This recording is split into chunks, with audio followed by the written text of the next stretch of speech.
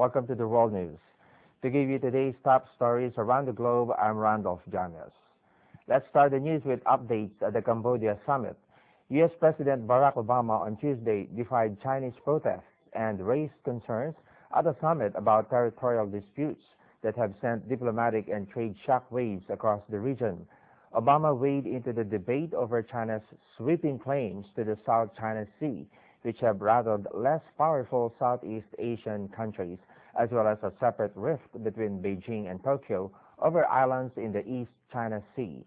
In response to concerns raised by Obama, China's Premier Wen Jiabao issued a stern admonishment of China's critics and a strong defense of his country's claims.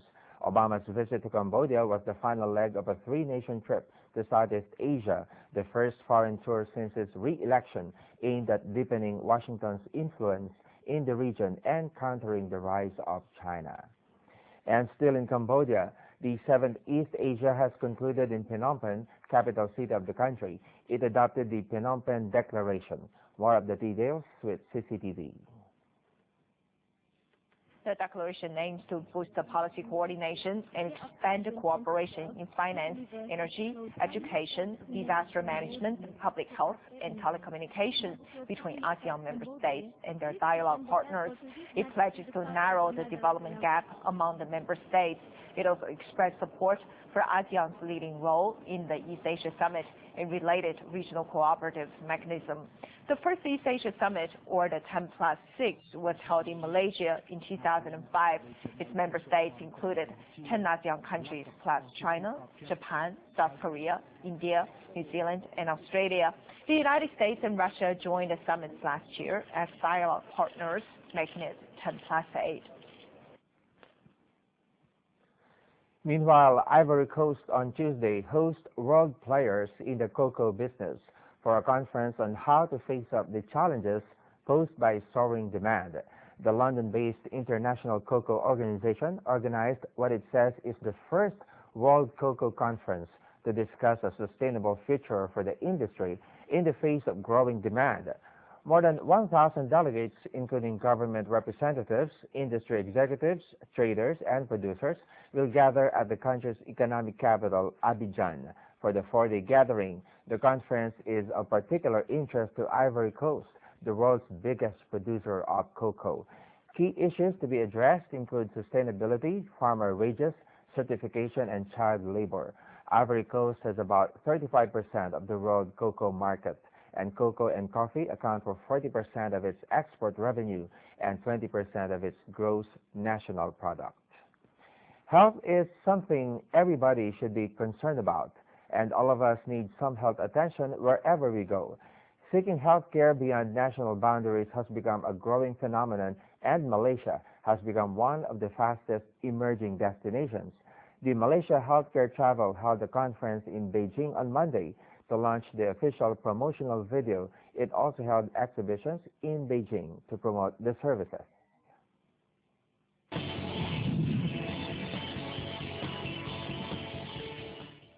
Enjoy the pleasure of travel and high-quality healthcare at the same time. The Malaysia Healthcare Travel Council has provided this very chance for Chinese people. MHTC has organized a 2-day consultation event on Monday in Beijing to promote its healthcare tours. According to the CEO of MHTC, Malaysia received over 500,000 medical tours from all over the world last year, with about 11,000 coming from China. There are 72 hospitals registered under MHTC, providing cosmetic surgery, fertility treatment, and other medical care. The CEO also said MHTC has set very stringent criteria for domestic hospitals to register for healthcare travel. Malaysia has got a long history in medicine, and we have high quality care for all expertise. I think one of the advantages in terms of medical care in Malaysia is that we have a very qualified specialists, because most of our specialists are trained in the UK, US, Australia, so they are internationally recognized, and therefore we have a lot of discipline in Malaysia.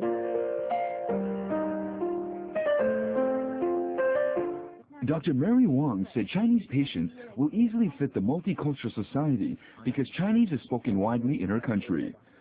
The country has also prepared dedicated health tourism companies providing services including locating the appropriate physicians and healthcare facilities, travel arrangements, and tour packages.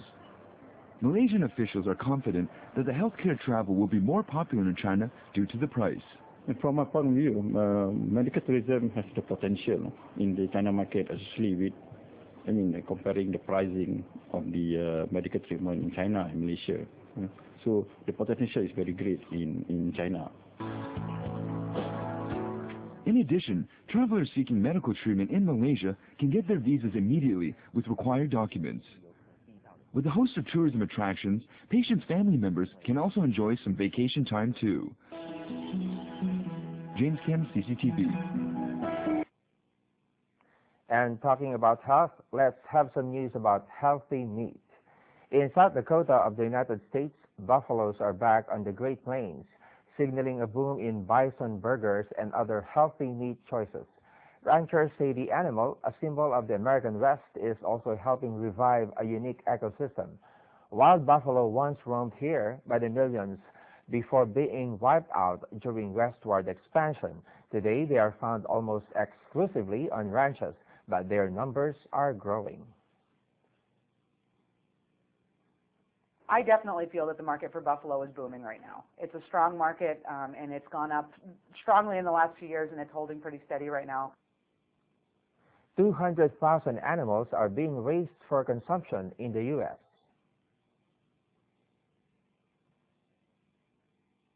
Well, bison is the salmon of the prairie. Everyone brags about how great salmon is, rich in omega-3 fat, very low saturated fat, loaded with other nutrients, macronutrients. The buffalo is the same thing. Some ranchers see bison as a vital natural part of the plains ecosystem.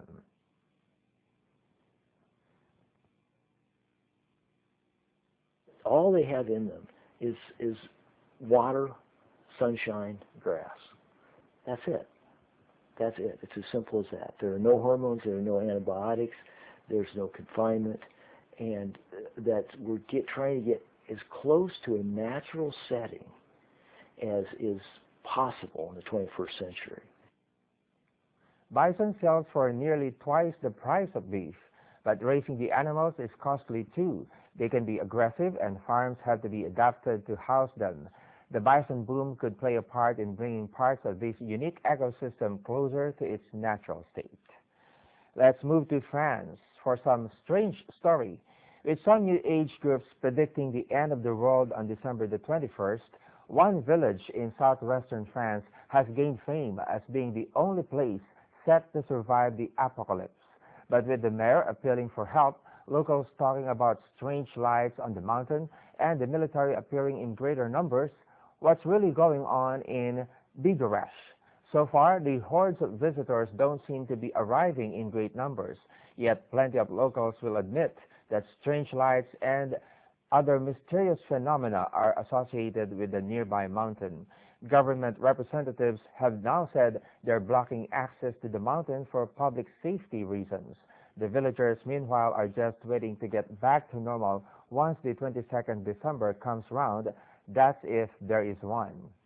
And lastly, for some techie news, some adults have to get used to electronic gadgets, such as smartphones, but many children take to them naturally. Now they are starting to use smartphones and the apps designed for them to get even smarter. Let's meet Megumi Nakanishi and her daughter and other kids who are being raised with modern gadgets. 31-year-old Megumi Nakanishi and her daughter Makana live in Tokyo. Makana is just a year and 10 months old, but already she's preoccupied with mom's smartphone. This app is a favorite. Makana touches a drawing of an animal. A photo of it pops up on screen. Then it makes a sound. The app's maker decided to advance the intellect of young children. Makana started playing with her mother's smartphone just 2 or 3 months after she was born. Now she uses 6 different educational apps. It's really helpful for times when I can't give her my complete attention or when she starts throwing a tantrum in public. I hand this to her and instantly she gives it all her attention. In Yokohama, the youngsters at this nursery school are also going digital. Turn the power on, please.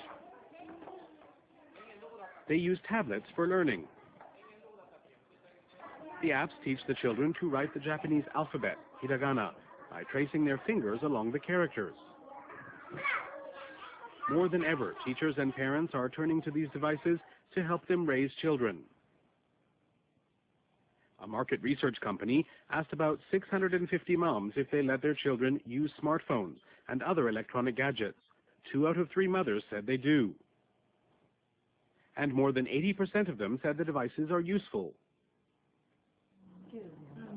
Software developers see great opportunities in educational apps. For example, this maker of karaoke machines. 2 years ago, it started selling educational apps. Now it offers 20 kinds. Kyoko Sakai heads the developers. She is the mother of a 5-year-old and a 3-year-old. Her goal is to make apps that help moms like her. Recently, Sakai attended a luncheon with other mothers. She wanted to test a new app that teaches children to remember the map of the world and to gauge their reactions. The earth stretched. It's turning. I think it's great. If you have children do this activity on paper, it doesn't really grab their attention. But they love games. So making a school lesson seem like a game is a great solution. Now, Sakai's company plans to concentrate on educational apps and to sell the product in other countries. We have more news to come. Please stay with us.